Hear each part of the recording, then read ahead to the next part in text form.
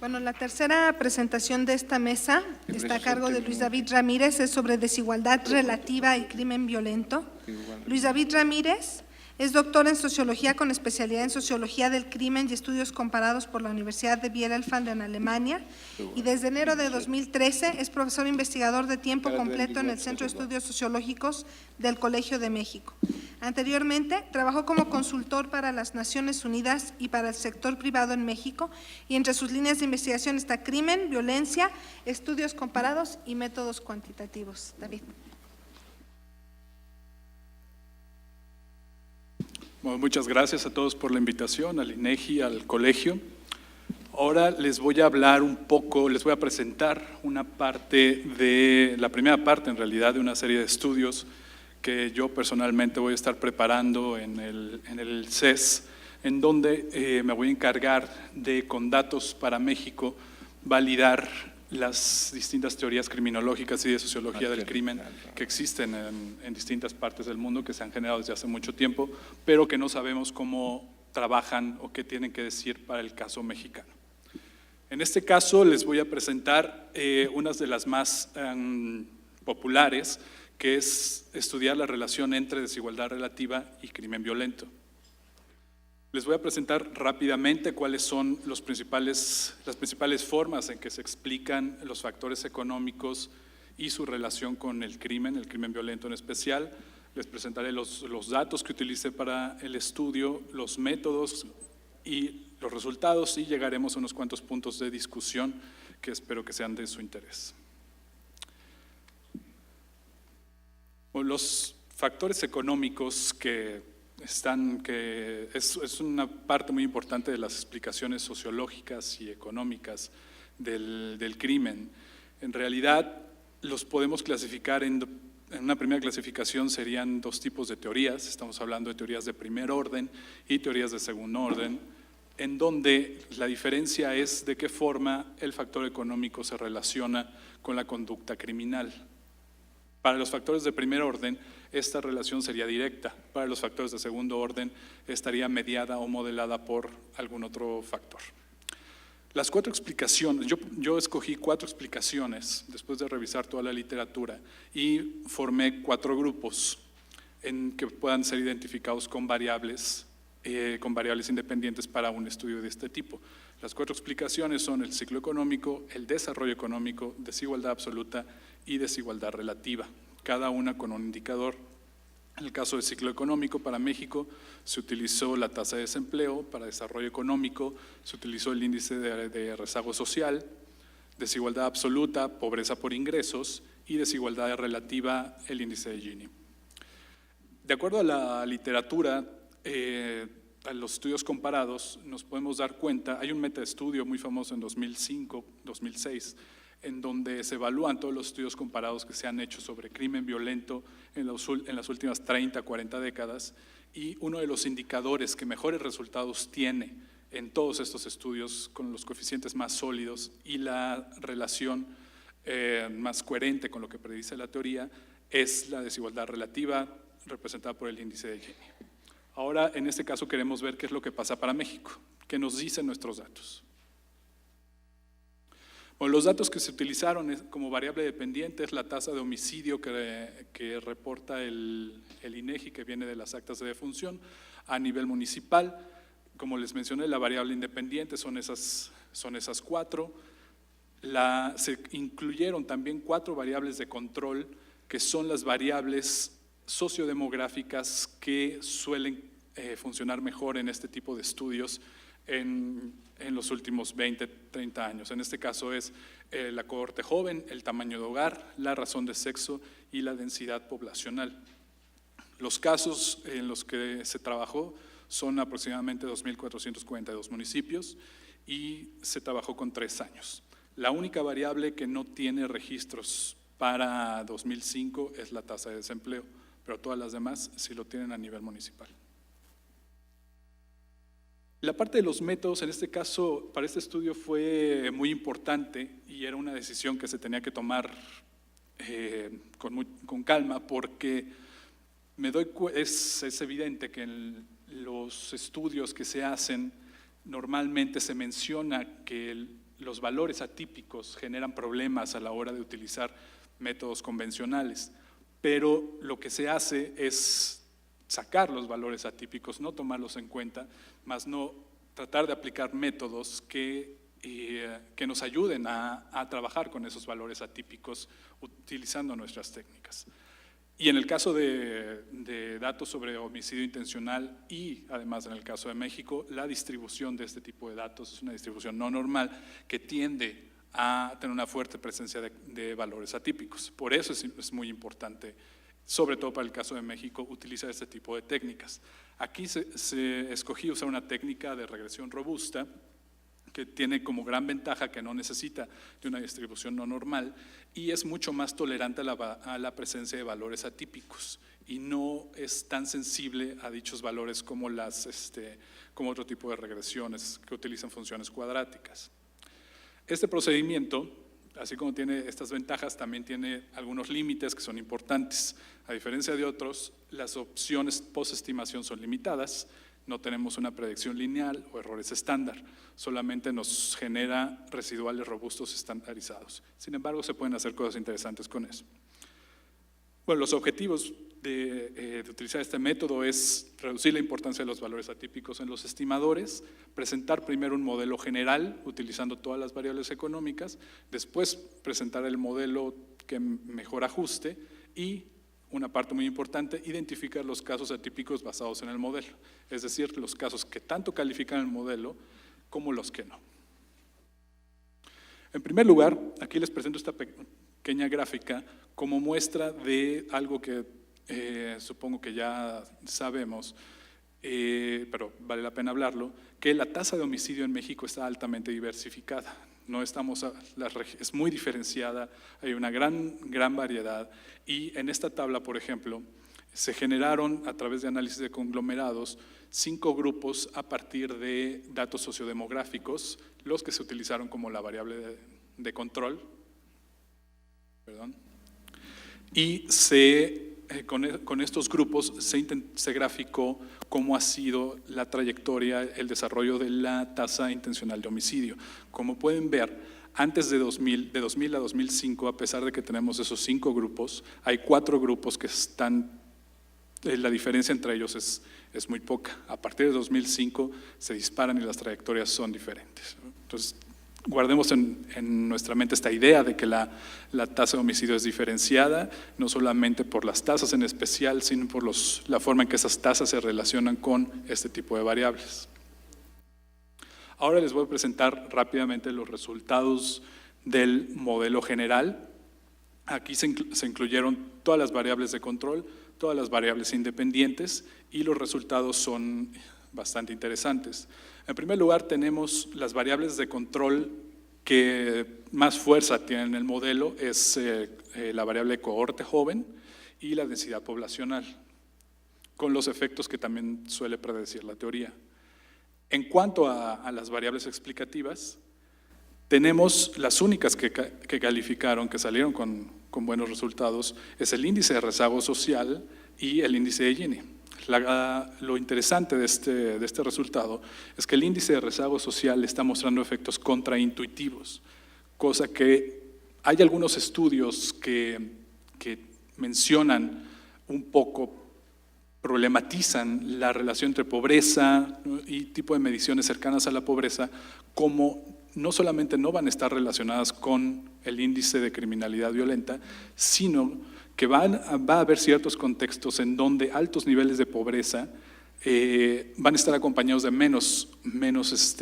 criminalidad violenta. Es algo que se tiene que explicar, pero es una relación que ya está presente, no es algo espontáneo que sale de la nada, hay trabajos que la apoyan.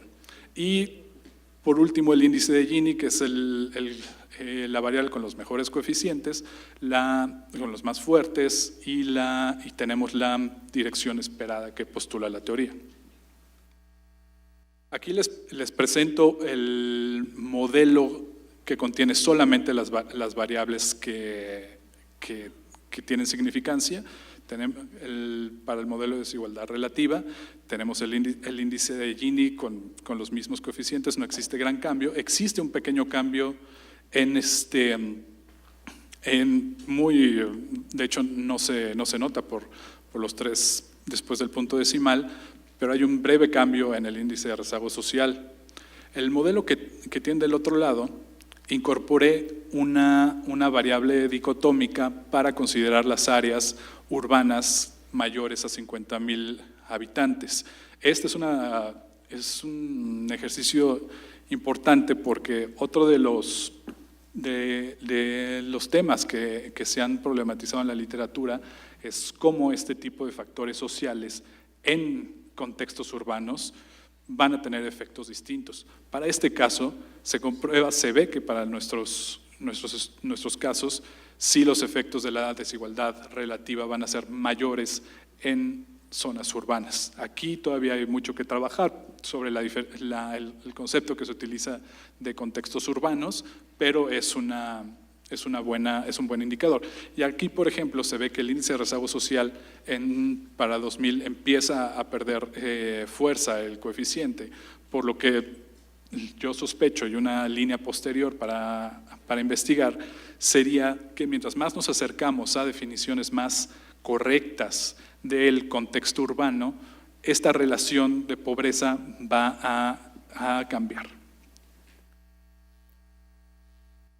Bueno, ahora les presento brevemente los resultados que nos muestran los valores atípicos. Tenemos 3 tipos de valores atípicos. Tenemos los verticales, los puntos de anclaje positivos y los puntos de apoyo negativos. Tienen distintas características que ahorita voy a explicar. La gráfica que nos genera, esta gráfica es una muestra de lo que nos genera esta técnica. Y en ese campo tenemos a los verticales, que son los casos que se ajustan al modelo para las variables independientes, pero para la variable dependiente no. Es decir, son los casos con altas tasas de homicidio, pero las variables independientes son los valores que predice el modelo, no salen de ese rango. Los puntos de apoyo positivos son son buenos valores predecidos por el modelo en la tasa de homicidio, pero hay una diferencia en las variables independientes, es decir, tasas de homicidio dentro del rango, pero las variables explicativas no se acercan a lo que predice el modelo con el índice de Gini y las variables de control, etc. Y tenemos los más preocupantes, que son los que vuelven locas a las técnicas que utilizamos, que son los puntos de apoyo negativos, que son los casos que no ajustan para ninguna de las 2 dimensiones, ni en la Y ni en la X.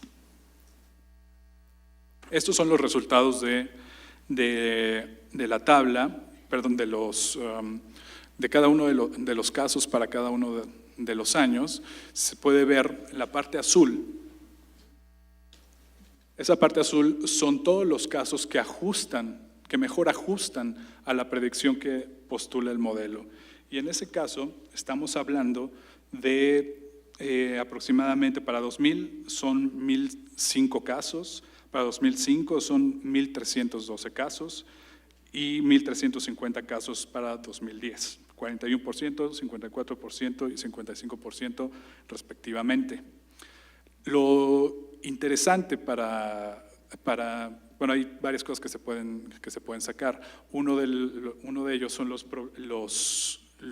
negativos, que en realidad si lo comparamos con otro tipo de estudios son muy pocos. Para este caso, los que están en esta zona son 172 casos para 2000, 209 para 2005 y 187 para 2010. Los estados que representan estos casos son municipios. Los puntos que vemos ahí son Oaxaca. Son 186 municipios de Oaxaca para los 3 años, es decir, Oaxaca tiene el 33% de los casos que no entran dentro de este modelo, ni en ninguno de las dos áreas. Chihuahua con un 15%, Guerrero con un 9% y Sonora con un 6%. Bueno, ahora para acercarnos rápidamente a las conclusiones, lo que aprendemos de este tipo de ejercicios es que si bien se puede ver que hay efectos de la desigualdad relativa en la tasa de homicidio, todavía hay mucho que hacer para poder especificar los mecanismos causales y la forma en que esa relación se da. Es complicado ese tipo de trabajo por la definición misma de desigualdad relativa, por la forma en que teóricamente se relaciona con el crimen violento. Son los efectos de la percepción de una desigualdad económica que de alguna forma afectan al individuo. Hay muchas explicaciones y ese individuo llega a tal punto en que decide cometer un crimen. Eso levanta muchas polémicas, metodológicamente es complicado y es un área en donde se tiene que trabajar mucho. El segundo punto, los efectos contraintuitivos del índice de rezago social y las medidas relacionadas de una forma u otra con pobreza, también es algo que se tiene que estudiar. En particular, yo estoy interesado en seguir estudiando cómo este tipo de dimensiones se relacionan con crimen violento en áreas urbanas. Creo que es una área que tenemos que, en contextos urbanos, es una área en donde tenemos que trabajar, especialmente en la Ciudad de México, es porque zonas como Iztapalapa generan constantemente criminales de distinto tipo, no solamente criminalidad violenta. En la parte metodológica, para los posteriores ejercicios es muy importante que apliquemos técnicas y que tomemos en cuenta la importancia conceptual de los valores atípicos, porque si no lo hacemos, para estudiar este tipo de fenómenos estamos partiendo de supuestos equivocados y las técnicas que usamos tampoco nos van a ayudar y los resultados van a ser equivocados. Entonces hay que hacer una reflexión mucho más concienzuda de qué hacer con los valores atípicos y no simplemente sacarlos de nuestros diseños porque nos complican la regresión o la técnica estándar que deseamos usar. Y finalmente, en lo que concierne a estudiar la dimensión económica de este tipo de fenómenos, lo más importante a mi parecer es explotar los factores económicos como factores de segundo orden. Y si vamos a trabajar en los mecanismos causales, si vamos a ver cómo ha evolucionado esto en el tiempo, si vamos a fijarnos en contextos específicos, entonces el punto de atención tiene que ser en ver cuáles son las variables mediadoras y cuáles son las variables moderadoras que pueden cambiar la influencia negativa que hay en los cambios económicos. Esto, desde mi punto de vista, es muy importante no solamente a nivel académico para participar en el debate, sino también a nivel de política pública para seleccionar casos en donde se van a ir programas de prevención y no estar tirando dinero en lugares en donde quizá no hace falta, donde va a haber criminales con canchas hermosas y con calles muy iluminadas, sino que también para diseñar programas de prevención. Si logramos encontrar una metodología que nos dé evidencia consistente de cuáles son los factores que pueden mediar o moderar los efectos de este tipo de desigualdad económica, en especial la relativa, entonces vamos a tener un espacio de oportunidad un poco más grande, porque la desigualdad relativa, querámoslo o no se va a poder cambiar en 1, 2 o 5 años. Entonces tenemos que identificar esos mecanismos, presentarlos y quizá es una ventana de oportunidad para crear mejores políticas públicas de prevención. Muchas gracias.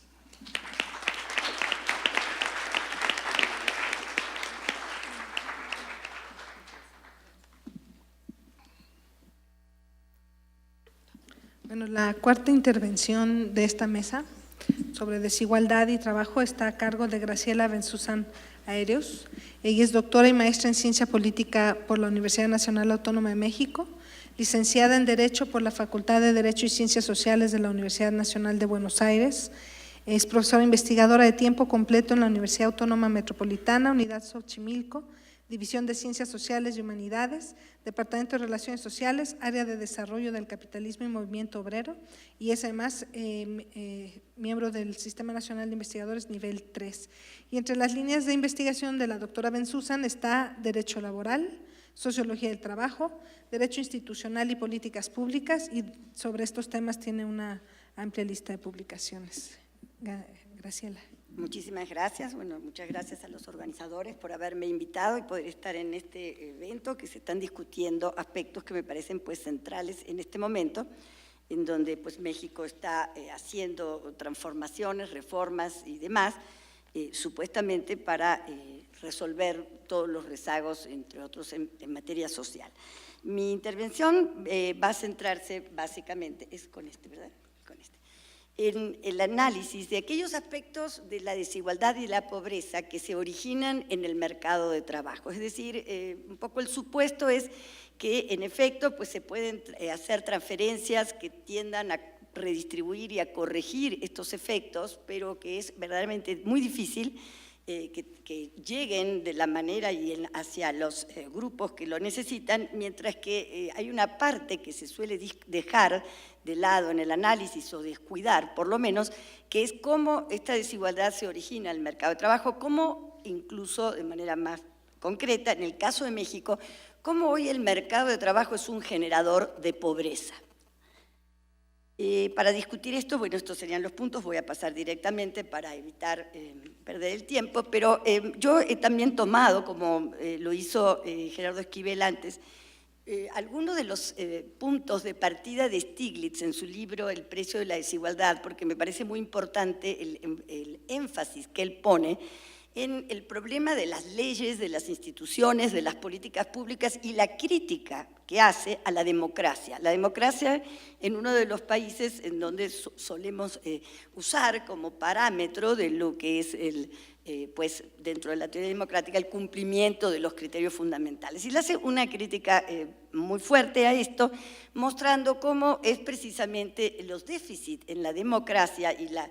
mala calidad de la democracia lo que ha permitido, en el caso de Estados Unidos, que la política lleve a satisfacer las necesidades de un 1% en contra de los intereses del 99%. Y esto me parece un buen punto de partida, y por eso lo he escogido para la presentación de hoy, porque en efecto solemos echar o señalar a la globalización o a las fuerzas del mercado en general, en abstracto, que son claramente reales, como los responsables de los resultados digamos, de la calidad de los empleos, pero yo voy a poner más énfasis, y voy a poner un énfasis aquí en el problema también de las leyes, las normativas, las políticas públicas y las instituciones. Obviamente los cambios en las reglas del juego en los últimos 20 o 30 años han llevado precisamente en el contexto también de cambios estructurales y de la crisis a una mayor desigualdad en el mercado de trabajo. Y obviamente los cambios estructurales y en los sectores productivos lo que hicieron es también generar empleos de menor calidad. El problema de la calidad del empleo me parece central para entender tanto el problema de la desigualdad como el problema de la pobreza. Estos cambios estructurales, por ejemplo, la pérdida de empleo en el sector manufacturero, aunado a los cambios en la tecnología, que fueron haciendo que se produjeran una serie de transformaciones que pues, hay que tomar en cuenta a la hora de estudiar estos problemas. Claramente el problema no es solo la globalización, sino ni el cambio tecnológico, el tecnocapitalismo como algunos denominan, sino la forma en que se maneja esta transición, estas transformaciones, bajo el supuesto de que todos se van a beneficiar y evidentemente pues esto no era así. Entonces hay ganadores, hay perdedores.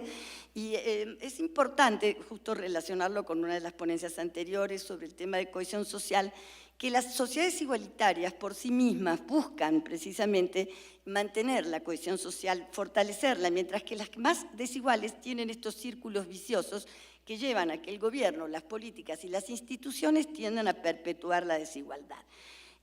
Uno de los cambios más importantes en el mercado de trabajo mundial, aparte del ingreso de China, etcétera, al mercado mundial, es justamente la amenaza de trasladar los empleos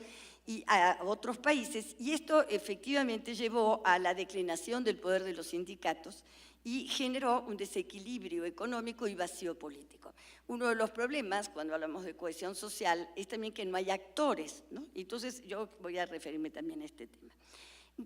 Otro de los problemas, aparte del debilitamiento de los sindicatos, es este supuesto que acabamos de tener muy presente todos los días en el país en los meses de septiembre a noviembre del año pasado, que es este argumento de que un mercado laboral flexible se traduce en fortaleza económica. En realidad, el problema de este supuesto también está apoyado en una serie de problemas de, como decía un poco Fernando, qué se mide y cómo se mide. El problema es que se medía la rigidez y la flexibilidad por lo que estaba en el papel, es decirlo, porque lo que decían las normas en el papel, y obviamente esto no tenía nada que ver con lo que estaba ocurriendo en el funcionamiento real de los mercados de trabajo. Y esto es algo que también va a influir mucho en el sesgo, en la orientación que tuvo la reforma laboral mexicana de 2012.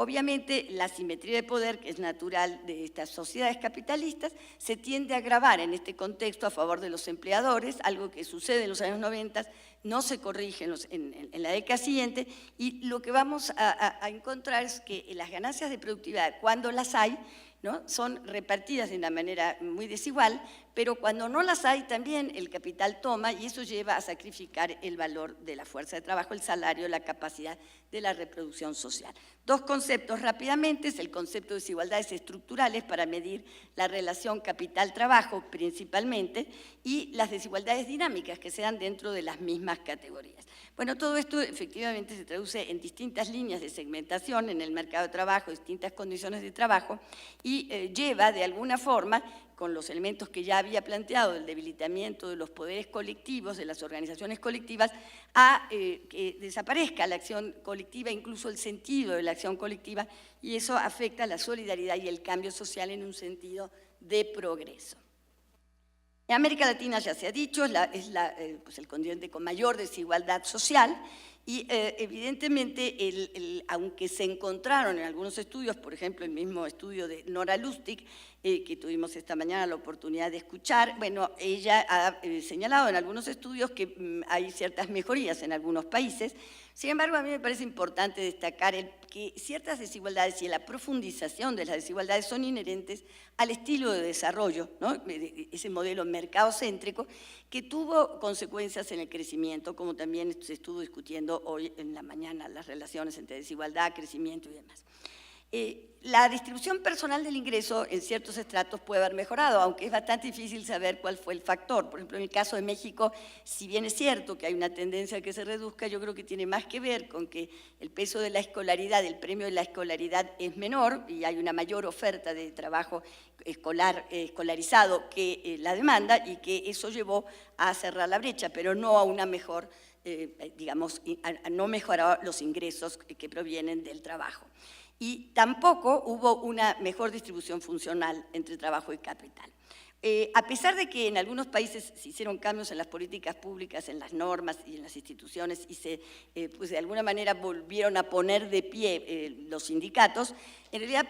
encontramos en toda América Latina problemas que impiden que las instituciones del mercado de trabajo logren mejorar la capacidad de los trabajadores para beneficiarse del desarrollo y de la productividad y crear un reparto más equilibrado. Bueno, en esta diapositiva yo expongo, apoyándome en otros autores, algo que me parece que se aplica mucho a nuestros países, con diferencias, por supuesto, pero que dan idea de lo que es una interacción viciosa entre las instituciones y el mercado de trabajo, que no hemos podido todavía prácticamente en ningún país salir de ese círculo vicioso. Son estos los elementos más importantes que se van reproduciendo y que en última instancia van a generar que el mercado de trabajo siga generando pobreza y ni siquiera, no solo no resuelva o no cierre ciertas brechas, sino que sea todavía necesario estudiar cómo evitar esta situación de la generación de pobreza. Un papel y un problema que me parece muy importante es el problema de la ausencia de actores. Yo creo que la falta de voz, de representación, es responsable de muchas decisiones de política pública que no tienen el menor contrapeso, que no se han podido, y claramente en el caso de México en los últimos 30 años, no se ha podido ni siquiera tener un contrapeso mínimo en donde la voz de los trabajadores, que son, como sabemos, el trabajo es la principal fuente de los ingresos, es central para estudiar esta cuestión. Bueno, hay vías de salida, la vía neoliberal ya la conocemos, es importante saber que México sigue en este patrón, no ha salido de ella. Otros países han tratado de tomar, y con algunos resultados positivos, otras vías más afines quizá con los modelos de capitalismo coordinado de los países de Europa del Norte, y también con una preocupación por mercados internos, cosa que en México no existe. Entonces, ahí hemos tenido algunos resultados positivos. La más importante ventaja de esto es que han tenido una mayor capacidad para justamente evitar la desigualdad donde se gestan los ingresos, la fuente más importante de los ingresos, que es el mercado de trabajo. Pero yo diría que por lo menos hay 3 obstáculos. Es el modelo de crecimiento, en el caso de México claramente, bueno, es las exportaciones intensivas en trabajo no calificado, lo que Fuji llama también un sistema de producción internacional compartido. El empleo, sí exportamos mucho, e incluso de mayor, digamos, en tecnología media y alta, pero estamos creando los empleos fuera del país, es decir, porque importamos para poder exportar, un déficit de convergencia productiva entre los sectores y un gran déficit de democratización en el mundo del trabajo. Yo diría que me pregunto qué es lo que pueden hacer las instituciones del mercado del trabajo en esta dirección. Y podemos analizar 4 funciones fundamentales que tomando en cuenta que las instituciones tienen un carácter sistémico y que lo que hago en una dimensión de las instituciones, por ejemplo, a nivel de derechos individuales, tiene que ver con lo que hice a nivel de derechos colectivos o a nivel de la seguridad social. Tomando en cuenta que esto se interrelaciona, yo diría que hay 4 funciones, siguiendo a Dickin, uno de los autores que trabaja esta perspectiva, que son la función de coordinación económica, impulso a la demanda agregada, ¿no?, la distribución de riesgos en la sociedad, la protección a los grupos vulnerables y la democratización. Bueno, en realidad son 5 por lo que veo, ¿no? Bueno, estas funciones de coordinación económica, el problema es que no se ha desarrollado, no ha funcionado, ha operado igual en los distintos modelos. Una cosa fue el modelo sustitutivo de importaciones, que es cuando las instituciones laborales se gestaron en América Latina la primera mitad del siglo XX, y otra es bajo el modelo mercadocéntrico después de los años 80. Y en realidad, bajo este modelo mercadocéntrico, lo que nosotros tenemos es que en vez de generarse un círculo virtuoso entre las reglas de contratación y despidos, salarios, condiciones de trabajo, lo que obtuvimos es que se expandió la flexibilidad, la subcontratación, se intervino como forma principal de establecimiento de una relación de empleo, y la informalidad fue una forma de resolver el problema del desempleo en lugar de propiciarse la capacitación, la innovación, la reorganización interna en la empresa. El impulso a la demanda agregada, como dije, el caso mexicano es muy claro, el problema central, uno de los primeros que yo diría es el problema del salario, ¿no? México perdió el objetivo del salario social, es decir, el objetivo social por parte del salario mínimo, y en realidad tuvo otro tipo de objetivos y siguió de alguna manera con esta perspectiva restrictiva. Y justamente lo que hemos visto es algunos efectos positivos en otros países de América Latina que desde que llegaron, básicamente gobiernos de izquierda, colocaron el incremento del salario mínimo como un instrumento esencial en la lucha contra la pobreza y con resultados positivos. El otro elemento son los grupos más vulnerables y la necesidad de que las instituciones contrarresten esta vulnerabilidad. Sin embargo, en general, en los países de América Latina, aunque hay normas y mecanismos para tratar de proteger a estos grupos, tenemos un conjunto de deficiencias en el funcionamiento de las instituciones que impiden que así ocurra. Bueno, las otras 2 funciones, distribución de riesgos, yo no me voy a referir en este momento a ese, pero básicamente sí al problema de la democratización, porque yo creo que es un tema de la democratización en el mundo del trabajo que no se trata, que no se discute, que parece que es secundario, que parece que es un tema del pasado. Sin embargo, sin actores colectivos, sin capacidad de negociación de estos actores y reducir la simetría de poder de negociación, evidentemente las ganancias de productividad que llegáramos a tener, si lográramos realmente repuntar en esa dirección, obviamente no se van a repartir de una manera equitativa. Brevemente les comento, pues esto lo he escrito en un trabajo reciente que incluso hice para CEPAL, en lo que hicimos con la reforma laboral de 2012 es realmente dar una gran vuelta para llegar al punto de partida. Creo que esa reforma no va a tener ningún efecto en la desigualdad. Su dimensión económica básicamente está centrada en una visión pues equivocada, un diagnóstico que supone que la rigidez en las normas es lo que está causando la falta de empleo formal en el país. Y en realidad otras dimensiones, como la dimensión social, que sería toda la compensación, la protección por la mayor flexibilidad que existe ya en el mercado del trabajo, y la política, que es realmente rearmar, desarmar el viejo modelo corporativo de representación e irnos hacia otra cosa que sirva para expresar la voz de los trabajadores, por supuesto no tuvieron la importancia que debían tener. Yo diría como balance preliminar de qué puede pasar con el efecto de esa reforma, yo diría que tanto los pronósticos catastrofistas como el entusiasmo no tienen gran fundamento, que lo más probable es que no se creen cambios significativos en la cantidad ni en la calidad del empleo, que tampoco en el crecimiento económico ni en la productividad y mucho menos en la pobreza y la desigualdad. Bueno, deficiencias, ¿no? Yo creo que se sobreestimó el potencial de la flexibilidad laboral, se desestimaron los enormes niveles de flexibilidad que tiene el mercado del trabajo, no se atendieron los efectos negativos del modelo económico ni las marcadas diferencias de productividad entre sectores y por tamaños de unidades productivas. Y bueno, yo junté un conjunto de indicadores que les muestran a ustedes, no los voy a pasar todos, obviamente ya quedan solo 2 minutos,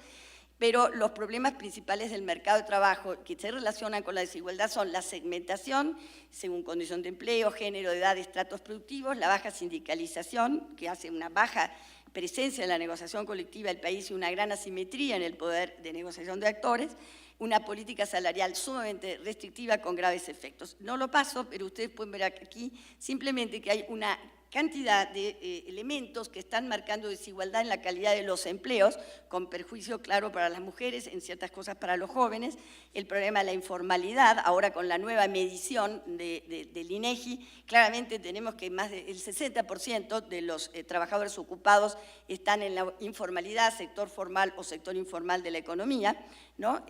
También tenemos otras desigualdades que tienen que ver incluso con el problema del trabajo doméstico remunerado o no remunerado, el problema de la jornada como una fuente de desigualdad. También aquí encontramos que solo el 44% de los ocupados tienen una jornada normal, con quizás un acceso a un salario un poco mejor por poder desempeñar la jornada completa, ¿no? Que hay solo el 28% de los ocupados supera, y esto es generalmente por el bajo salario, tiene que superar para poder la jornada, y que la presencia de las mujeres obviamente está en jornadas reducidas por los déficits que hay en la cuestión de política de conciliación y familia. Bueno, hay desigualdad en los ingresos, el salario mínimo es una catástrofe, ¿no? Ustedes lo pueden ver aquí, el caso mexicano, si tomamos el año 80, ya se comentó esto en la presentación de Esquivel, y vemos que se perdió el 75% del poder adquisitivo en el caso del salario mínimo. La medición de trabajo, y ya con esto termino, de trabajo y pobreza, ¿no? Que hace Coneval, nos muestra muy claro que desde 2005 que se empieza a hacer este índice hasta la fecha, tenemos que crece 25% el índice, es decir, la proporción o el porcentaje de personas que no pueden comprar una canasta alimentaria con el ingreso de su trabajo. Esto solamente en los últimos 7 años. Para concluir, bueno, yo diría que es claro que la reforma que tuvimos y que debía haber sido la gran oportunidad para replantear la estrategia de desarrollo, las políticas macroeconómicas y la articulación entre política laboral y social, pues se perdió, ¿no? Yo creo que la política laboral en México sigue siendo realmente apenas es marginal, la política social se convierte en el sustituto de la política laboral, pero obviamente no puede resolver la política social lo que la política laboral está generando, ¿no? Se partió de un mal diagnóstico, llevó a una apuesta equivocada, yo no diría que extrema, pero una apuesta por la flexibilidad laboral sin fortalecer los otros aspectos. El resultado pienso que va a ser menos catastrófico de lo que se teme, pero mucho menos virtuoso de lo prometido y sobre todo de lo que el país necesita. Para cerrar las brechas de desigualdad y reducir la pobreza, me parece que se requiere rediseñar las instituciones y políticas laborales, y yo diría 4 condiciones por lo menos. Primero, partir de lo que les hubiera mostrado si hubiera tenido el tiempo, de lo que revela el funcionamiento real del mercado de trabajo, y no solo de lo que supone la legislación en el papel, tomar en cuenta que las instituciones son sistémicas y que por lo tanto si yo flexibilizo necesito, por ejemplo, crear un seguro de desempleo o algo, si no voy a generar, por supuesto, informalidad, por más que invente contratos de prueba y demás que ya existen desde hace por lo menos 30 años. Potenciar las 4 funciones que estuve mencionando, 5 en realidad en torno a estos objetivos, al tiempo que la política laboral recupera protagonismo, mientras, digamos, se complementa, pero no sustituye por la política social. Asumir que la asimetría de poder entre trabajo y capital se vuelve disfuncional si lo que queremos es impulsar la innovación, la productividad y la competitividad sistémica y, por supuesto, insertar el rediseño en el marco del cambio estructural y la profundización de la democracia política y en el mundo del trabajo. Muchas gracias.